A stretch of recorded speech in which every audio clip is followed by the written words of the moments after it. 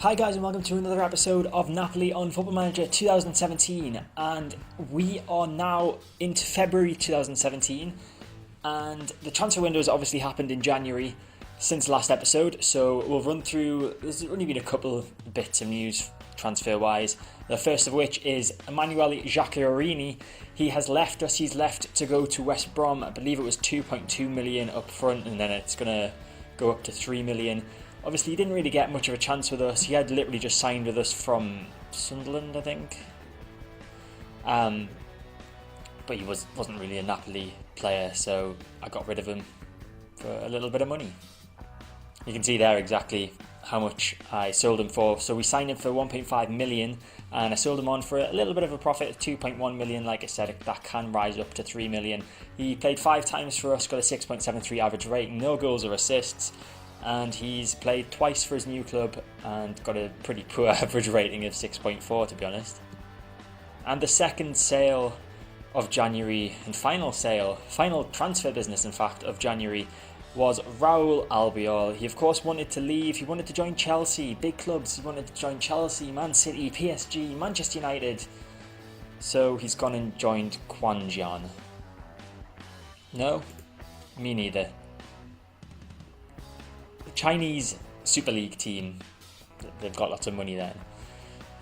That's what he went for, and he's earning £195,000. That is why he has gone to China. So yeah, he signed initially a pre-contract agreement to move to Callejón at the end of the season in July. In fact, I was given the option to try and ask Callejón if they wanted to sign him now. Started off with ridiculous amounts of about 10 million and then just consistently lowered that until they eventually agreed to sign him for £1 million. So it's better than him leaving on a free, but we haven't been able to reclaim what we signed him for, which is unfortunate. But I guess his performances this season kind of made up for that. Now, since last episode, where I believe we played Besiktas and Pescara, we've played quite a few games, as you'd understand. We are in February, like I said. The first of which was against Bologna, and we came out 1-0 victors over Bologna thanks to a Kalidou Koulibaly 40th minute goal. You can see we were on top stats-wise, 23 shots to their 9, 60% possession. Pretty good game overall. Koulibaly getting the goal and the Man of the Match award. And then we picked up another victory away to Cagliari this time. Dries Mertens and Lorenzo Insigne getting our goals once again, creating lots of chances, 19 shots. Only letting Cagliari have 7. Possession, not as high as last game, but still we were in control of the game. And Dries Mertens won the Man of the Match award with 1 assist and 1 goal. Then we played 3 friendly matches. We had a bit of a break, a Christmas break in Italy, and I decided to give our lads some fitness, really, over the Christmas period. So Boxing Day, no rest for the wicked. 3-1 victory over Atletico Nacional. Callejón, Pavoletti and El Kaddouri on the score sheet. Then we played against Monaco in another friendly and lost 3-1. Falcao getting the brace. Marco Rog got our goal. Thomas Lemar getting Monaco's 3rd. And the final friendly of the winter break was against Tigres, and we drew 2-2. Insigne and Dalmonte getting our goals. Rubio Hernandez and Andy Delort getting a late equaliser for Tigres. Then it was back to the league campaign, and we played away against Lazio, and we absolutely thrashed them. So I can't remember who scored first, whether it was Milik or Immobile, but one of us scored first and then the other equalised.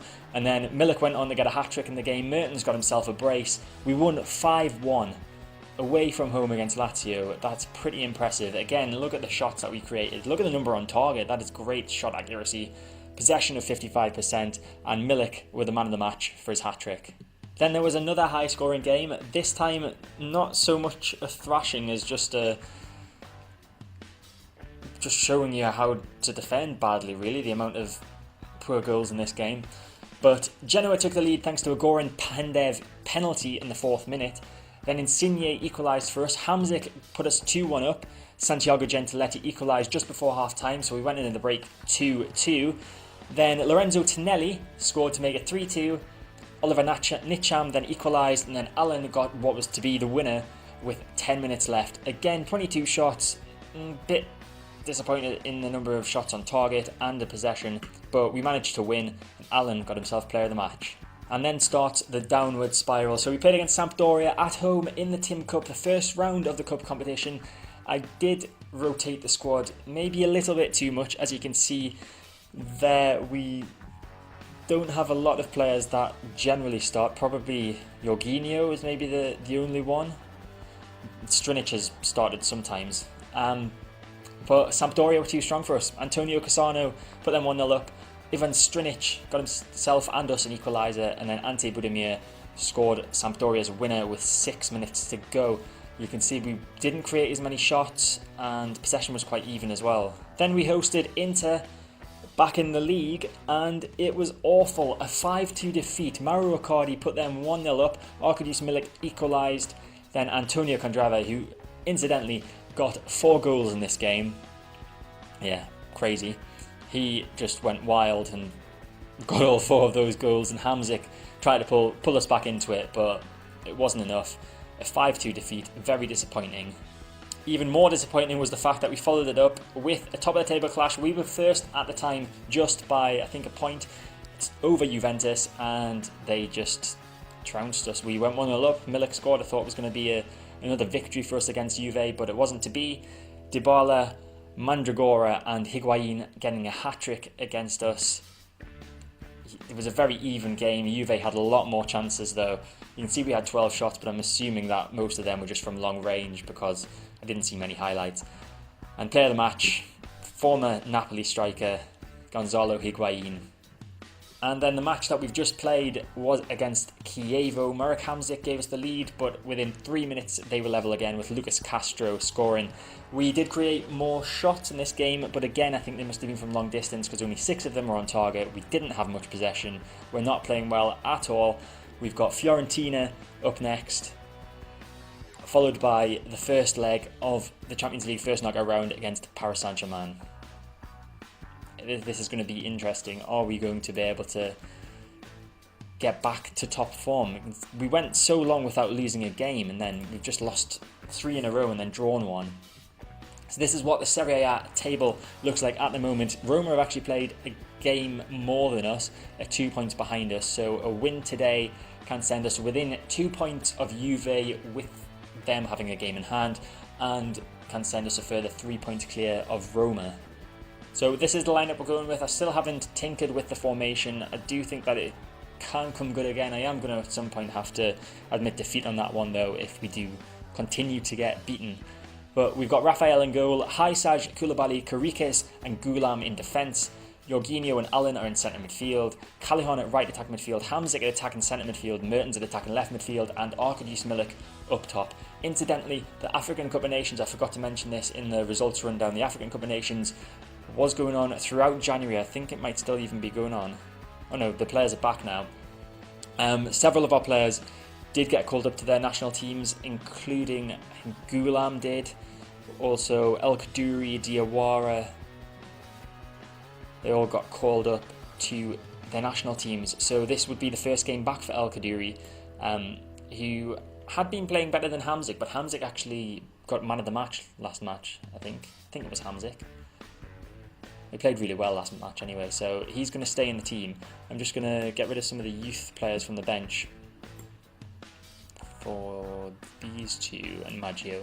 Incidentally, also, Maggio and Reina aren't happy. Reina's obviously not been happy for a long time. I have tried to sell him. I offered him to clubs in the transfer window. Nobody wanted him.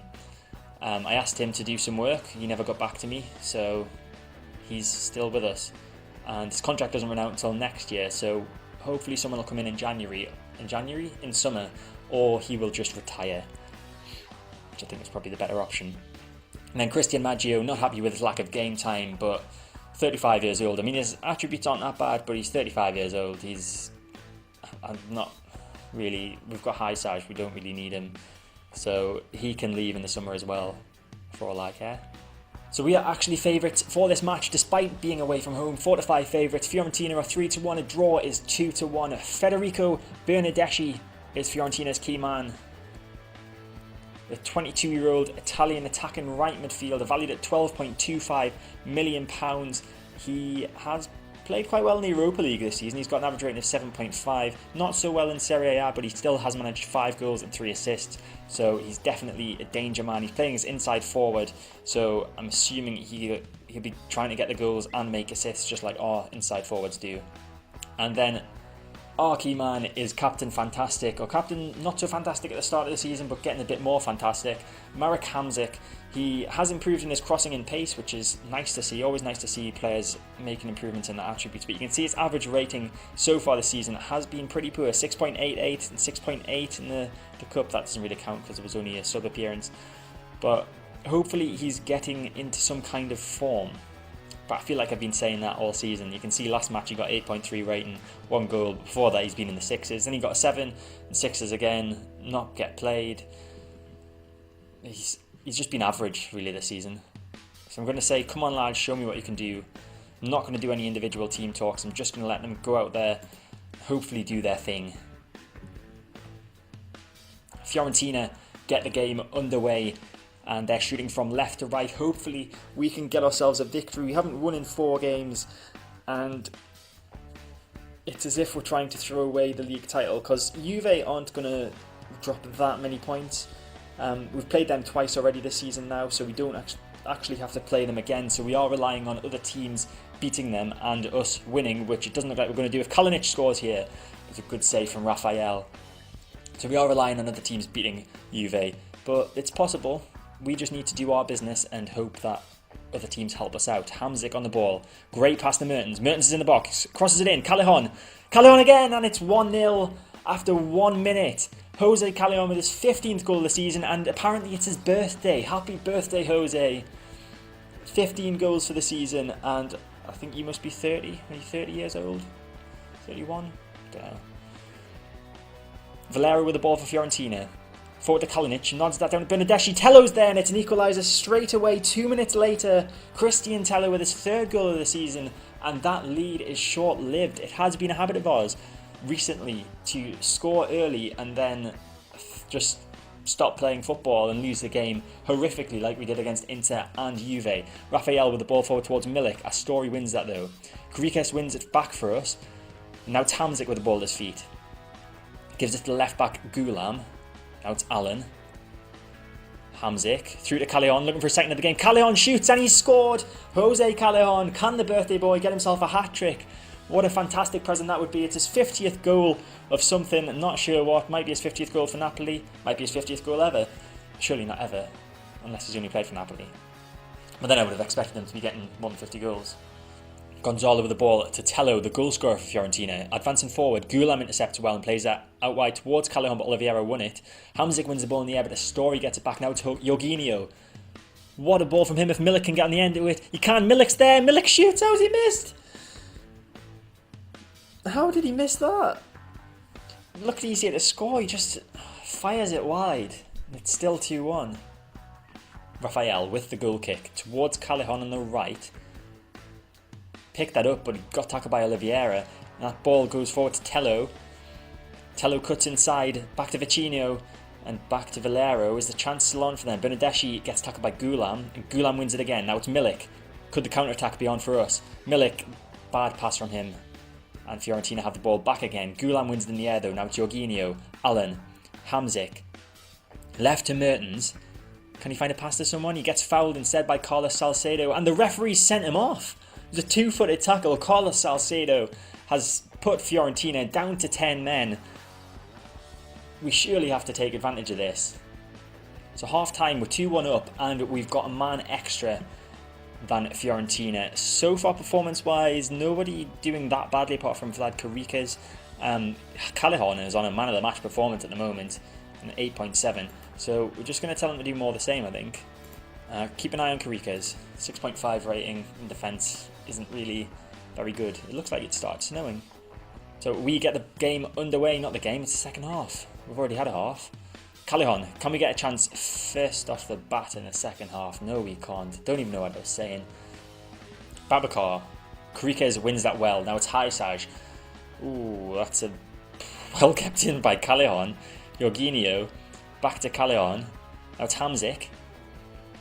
Finds Callejón again. And Hamsik. They're just passing it between themselves. Haisaj further in the wing. Now it's Hamzik again, more central to Allen. Mertens with it. Out wide left to Gulam. Plays it through to Mertens. Mertens is in the box, crosses it back post. Callejon's there and it's saved by, what a name, Tata Rusanu. I think I said he had a cool name last time. Long throw in from Gulam. Headed away by Sanchez. Mertens has got it now though. Hamzik on the edge of the box. Shoots! What a finish from Marek Hamzik. 4th goal of the season, and he's definitely coming into his form at a vital time really. It's a time when we need him to start playing well, because the rest of the team weren't playing well, and he's definitely doing that now. What a finish from him. And we're going to make a change, and it is in fact going to be Marek to come off.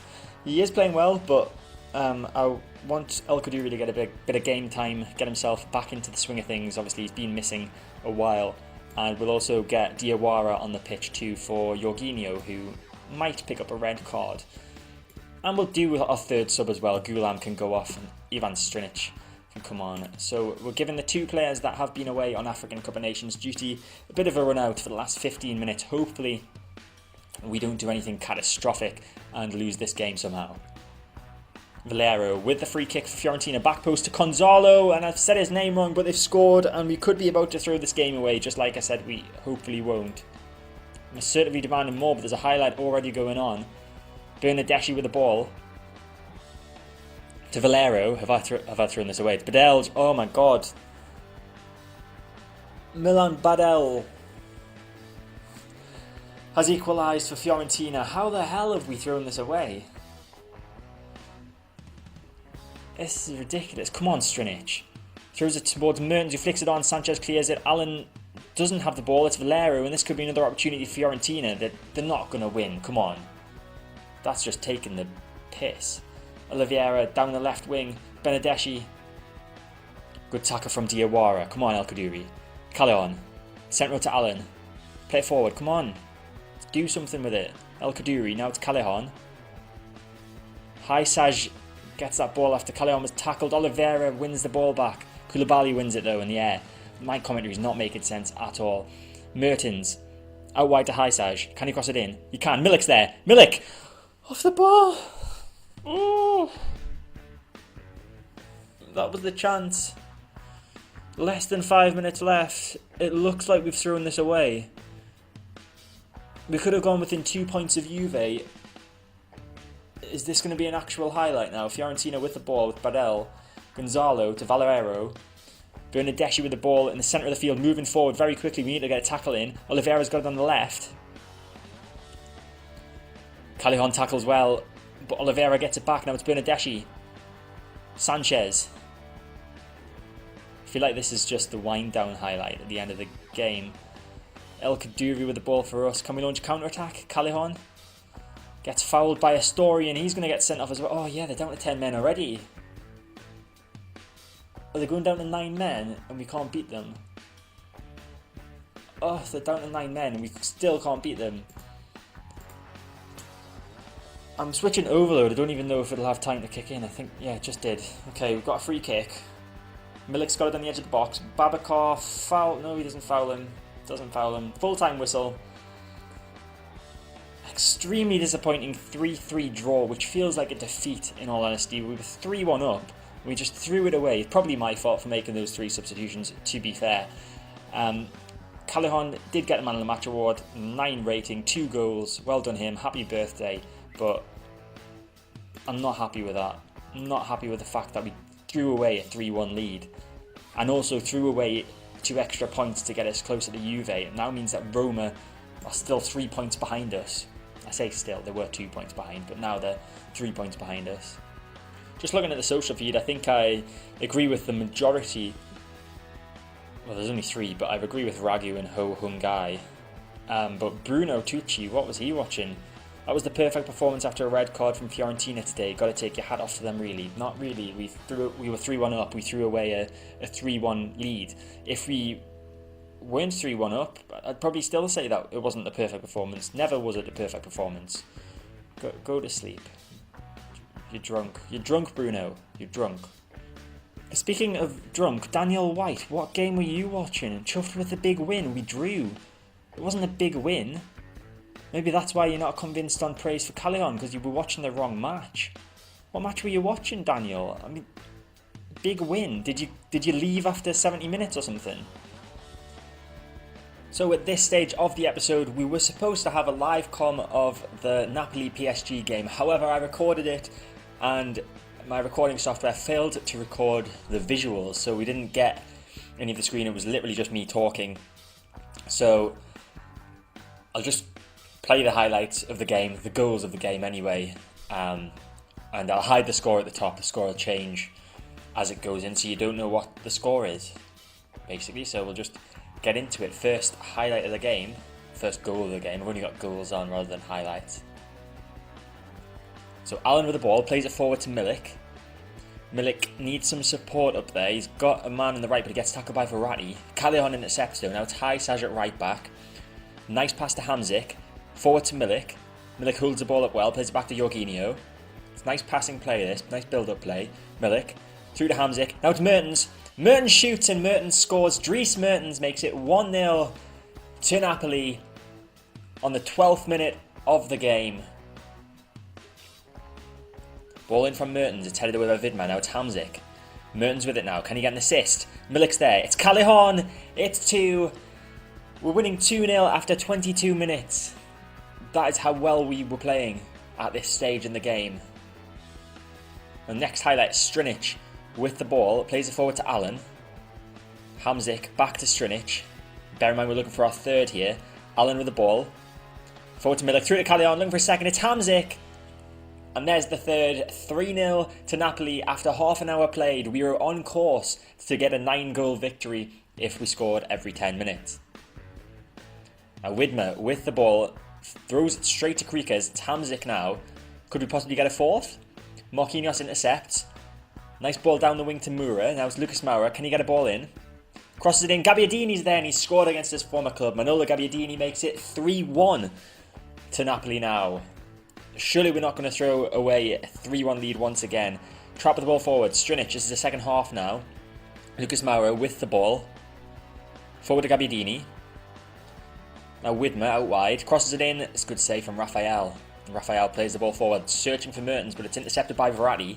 Now it's Lucas Moura. Strinic misses the challenge, and Lucas Moura runs down this right wing, crosses it in. Gabbiadini for his second. Makes it 3-2 to Napoli.